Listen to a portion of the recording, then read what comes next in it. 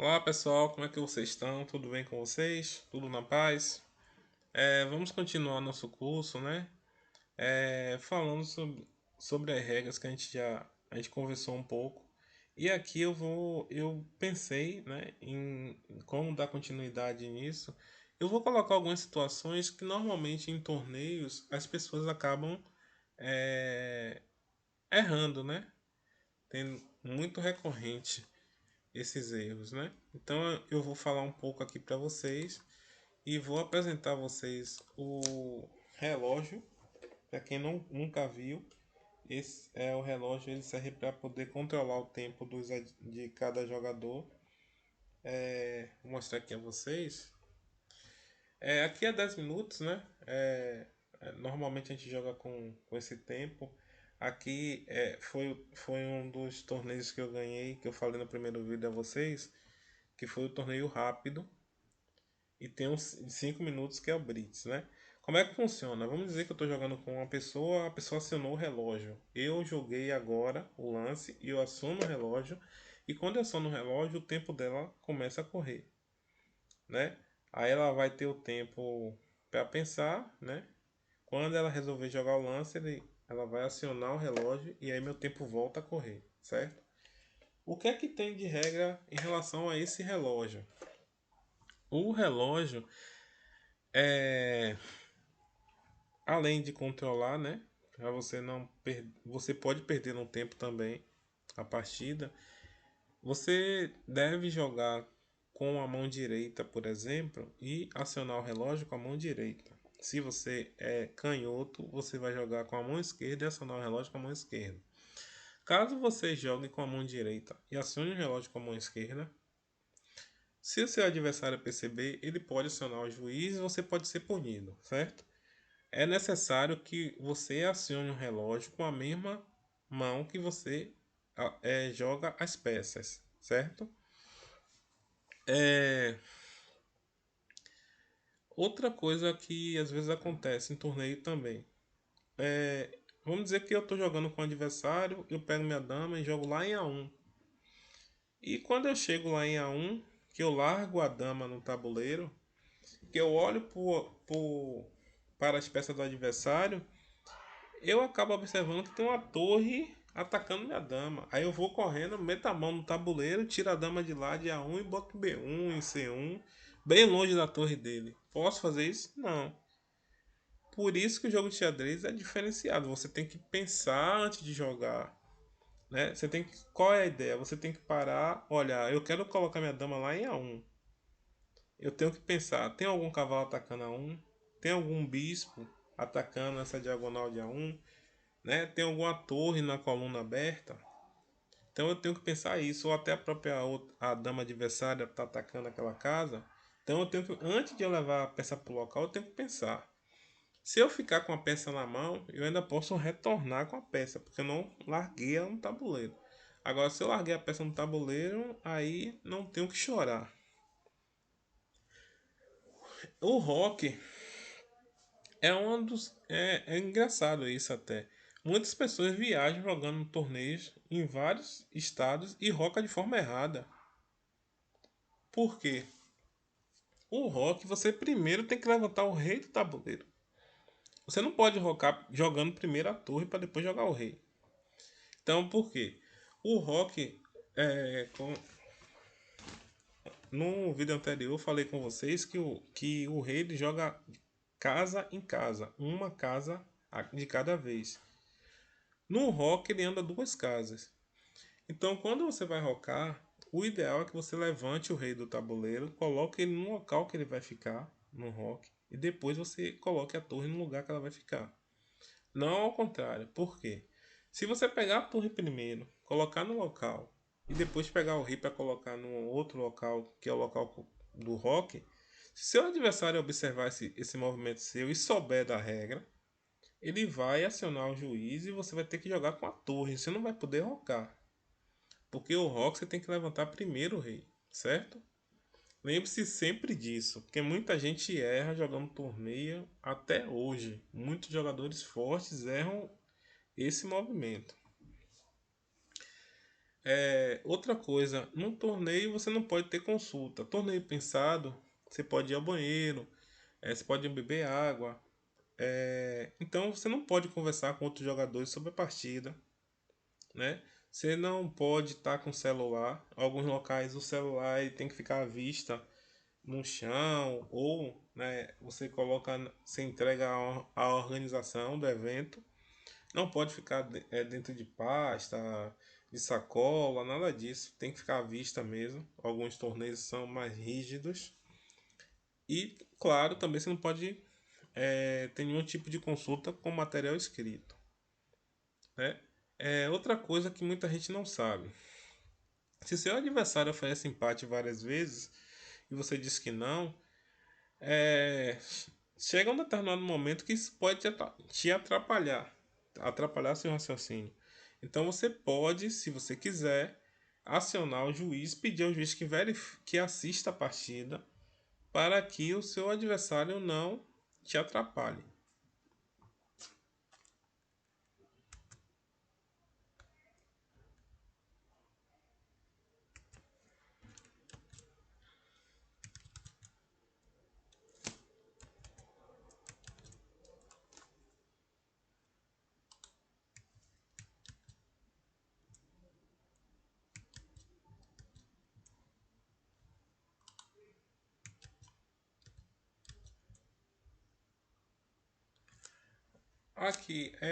Aqui as ideias, né, gerais do jogo mesmo. É, Anteriormente, eu tinha dito no primeiro vídeo, né, a importância do centro. Quem não assistiu o primeiro vídeo que está aprendendo, é bom que vocês vejam o primeiro vídeo. Eu dei um exemplo do cavalo, o cavalo na borda e o cavalo no centro, para vocês terem ideia por que existe essa luta tão grande no centro. O ideal é que você consiga controlar o centro com espiões, né? Se não conseguir com os peões, com as peças, mas que você tente lutar e tente controlar o centro. É, eu vou dar um exemplo de 10 movimentos de abertura, por exemplo. Vamos dizer que vocês jogaram, fizeram 10 lances no seu jogo, né? Desses 10 lances, o ideal é que no máximo 3 seja de peões, o resto seja de peças. Por quê? O ideal é que você tente desenvolver bispo e cavalo, que são chamadas de peças rápidas, e essas peças como você desenvolve rapidamente o cavalo e o bispo, você pode rocar. Por exemplo, se você desenvolve o cavalo do rei e o bispo do rei, que está na ala do rei, você no outro lance já pode rocar se precisar. Então o ideal é que você desenvolva essas peças e que essas peças vá para o centro com a ideia de controlar o centro, que é as casas principais, as casas de C, de D, de E e de F.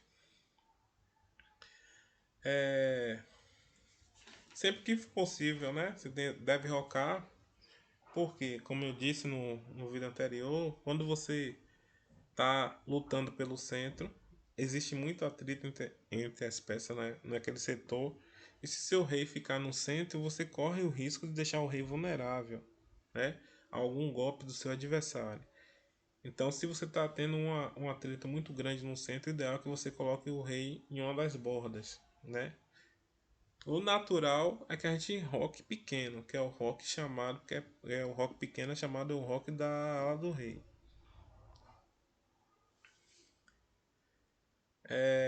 Outra coisa importantíssima é você prestar atenção ao que o seu adversário quer fazer. O que isso que significa? Às vezes, você está com a ideia, né? Por exemplo, tem uma peça ali do seu adversário e você quer atacar aquela peça do seu adversário. Só que para atacar aquela peça você vai ter que gastar dois lances, né? Pronto. Aí você joga o primeiro lance, já pensando no outro que vai atacar a peça, e seu adversário joga, né? Você jogou o lance, e depois no próximo lance você vai atacar a peça do seu adversário.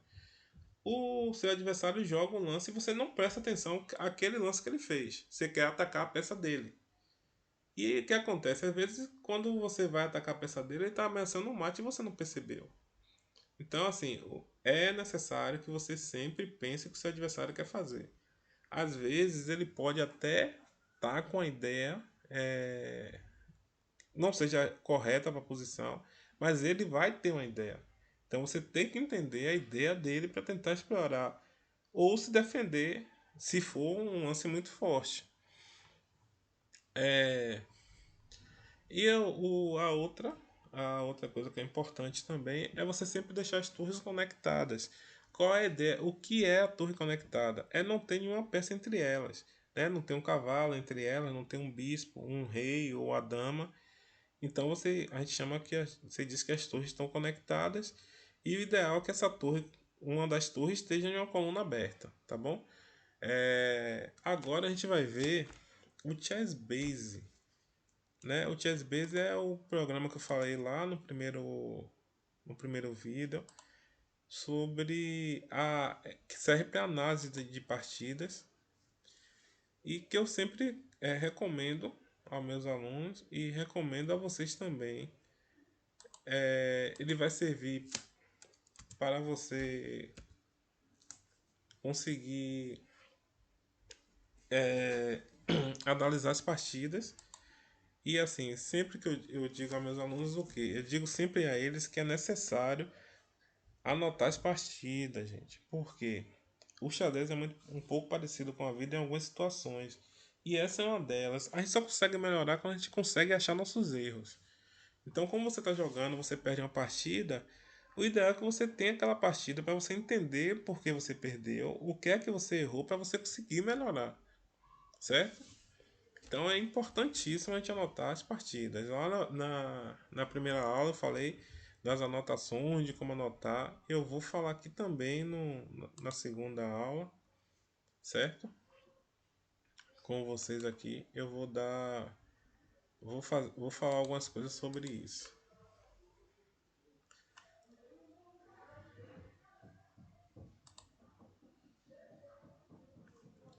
Pronto, aqui a gente está com o Chess Base, né?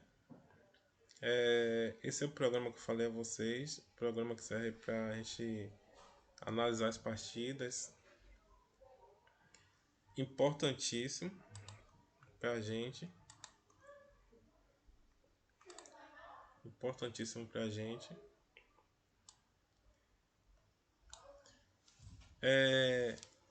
Certo, aqui o Chess Base, deixa eu mostrar a vocês logo como é que a gente deve arrumar as peças.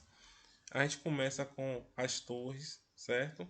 Torre nas bordas, torre na coluna A e na coluna H.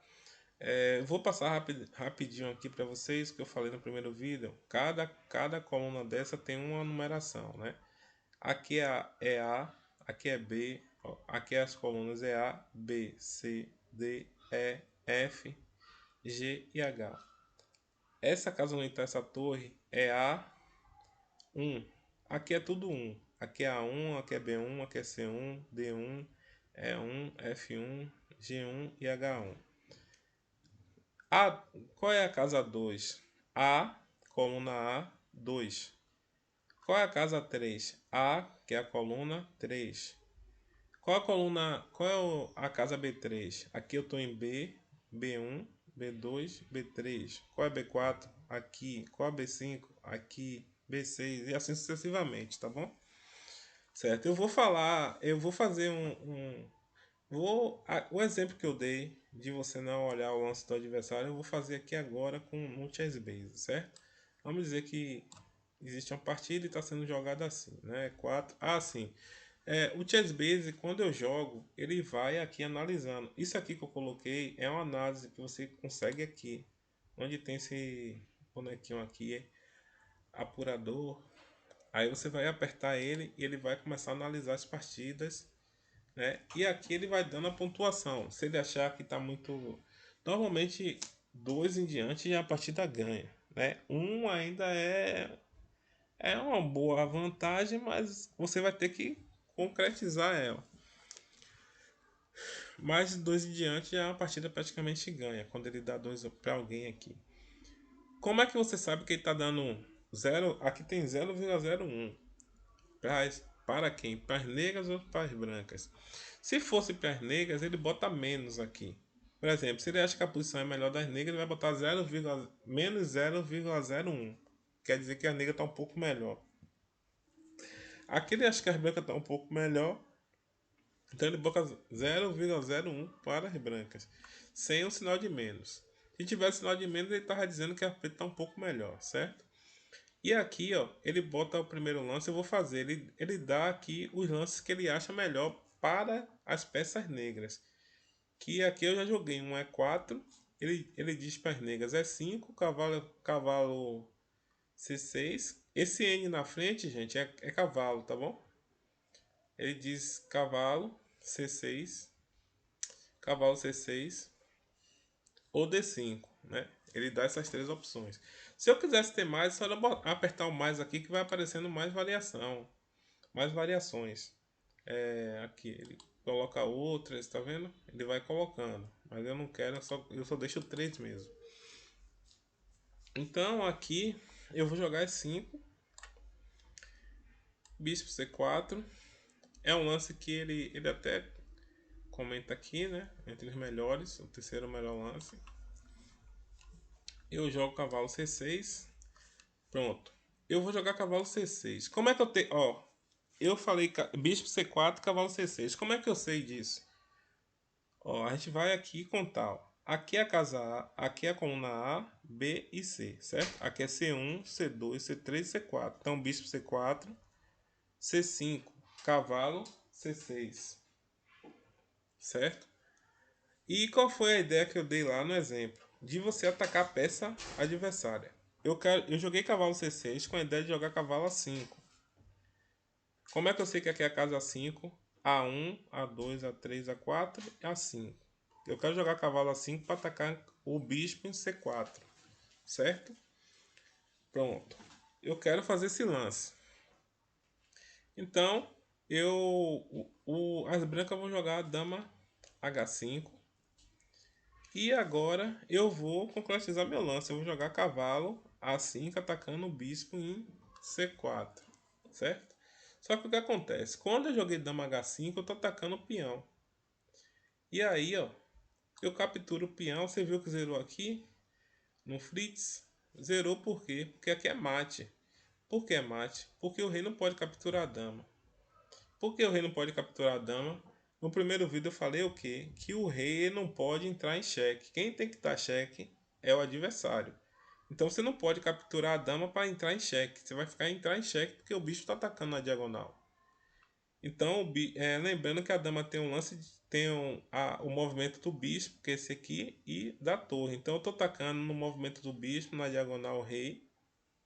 O rei não pode subir, por quê? Porque a dama tem um movimento de torre.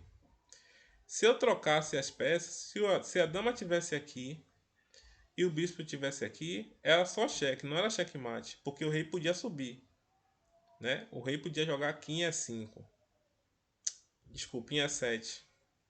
Só que aqui é a dama, então a dama tem um movimento de torre também, então o rei não tem como subir, isso aqui é checkmate.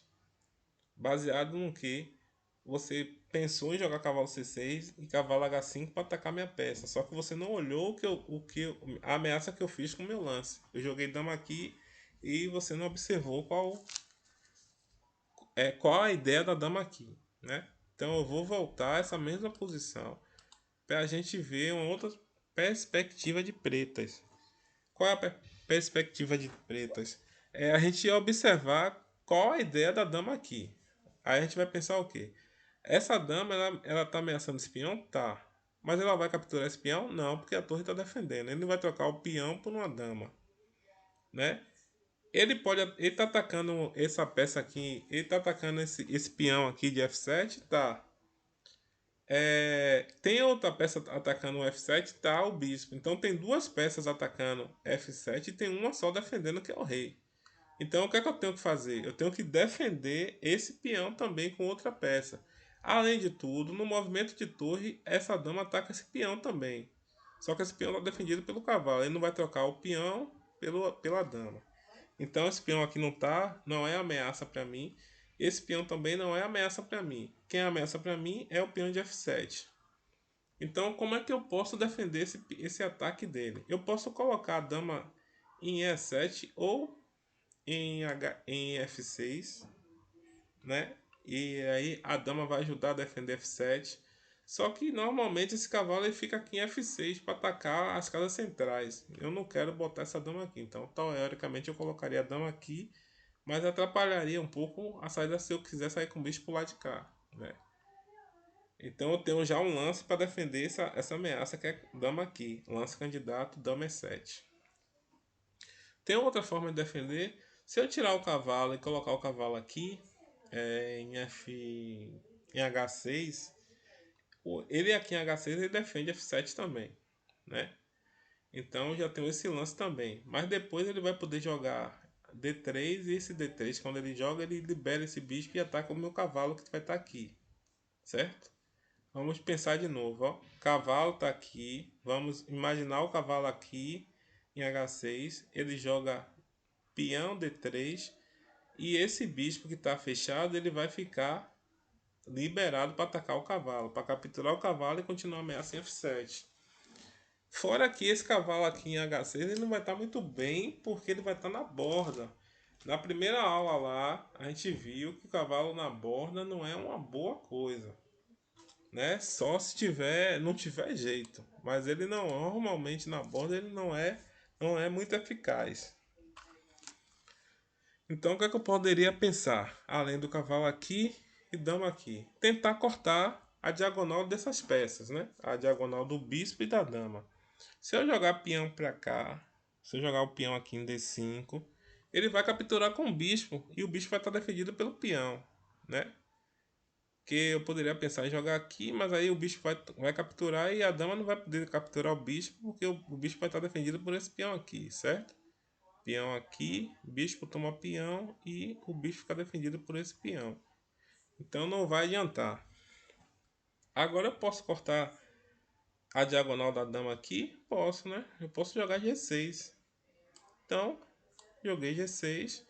E agora essa dama já não está atacando F7. Mas aí as brancas continuam com a ideia de querer atacar F7. Né? Dama aqui continua atacando F7. E aí, lembramos que nós temos esse lance, cavalo aqui, F6 que a gente já viu, defende F7. Cavalo H6 defende F7 e dama E7. Certo? A gente tem essas duas opções. Entretanto, o movimento da dama é movimento de torre, é reto. Eu posso botar uma peça na frente dessa peça? Posso. Eu posso botar a dama aqui, se eu quiser. Porque se ele capturar minha dama, eu capturo com o cavalo. Mas eu posso desenvolver. Lembra que eu falei que o cavalo ideal é estar aqui, porque ele vai estar atacando as peças centrais? Eu posso botar aqui. Por quê? Quando eu jogo o cavalo aqui, se ele capturar meu cavalo com a dama, minha dama está defendendo. Aí eu vou capturar a dama dele. Ele vai trocar a dama por esse cavalo, né? Que ele vai capturar aqui, eu vou capturar a dama dele com minha dama. Então ele não vai fazer isso. E quando eu jogo o cavalo aqui, além de eu defender, eu tenho é um lance com dois objetivos. Um é desenvolver a peça e outro é defender F7. Aí ele continua com a ideia de atacar F7, né? Agora ataca aqui nas diagonais. Eu posso jogar dama aqui, é uma das opções. Posso jogar aqui como se fosse um gambito, mas eu não vou entrar nisso não para não complicar agora para vocês. Eu vou jogar simplesmente dama aqui, já que ele perdeu tanto tempo com a dama, eu posso jogar um lance com a minha dama também. Eu jogo a dama aqui e defender. E quando eu defendo aqui, eu já ataco o peão. Agora já tem a ameaça de tomar o peão. Vamos dizer que ele defendeu. Eu agora tenho um cavalo D4 atacando a dama. A dama tem que sair, né? E defender aqui, ó, porque eu tenho uma ameaça de capturar esse peão aqui. Se ele tirasse a dama para algum lugar que eu não defendesse. Então ele só tem essa casa. Eu posso ganhar espaço jogando A5 e evitando que ele tenha lance de dama pro lado de cá, né? A dama dele está sem casa, não pode jogar aqui, não pode jogar aqui, só pode recuar. Vamos dizer que ele joga aqui o cavalo para trocar esse cavalo que está aqui no centro, atrapalhando tudo.